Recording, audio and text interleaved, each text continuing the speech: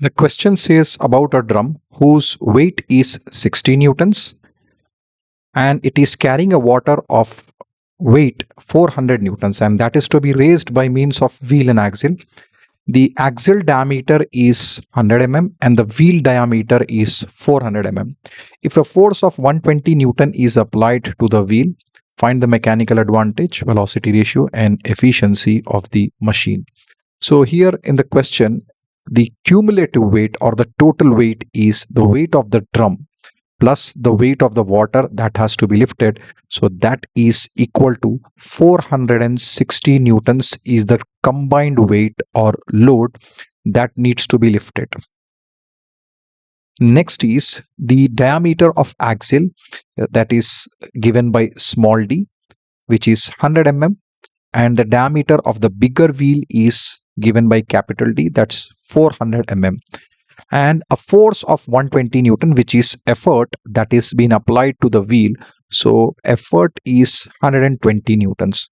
So mechanical advantage comes out to be as W by P, or which is load by effort.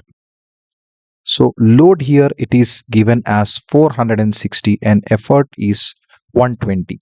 So 400 by 460 by 120 is slightly greater than 3 or closer to 4. So upon calculation, the value comes out as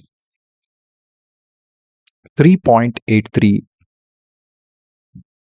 Velocity ratio is expressed as the distance moved by the input divided by the distance moved by the output. So here the effort is being given as an input on the wheel side divided by the diameter of the drum which is carrying the load. So capital D is 400 divided by 100, that is equal to 4, and mechanical advantage is equal to, efficiency here, this was velocity ratio, and efficiency will be equal to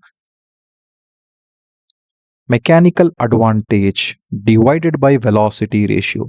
So that is 3.83 divided by 4.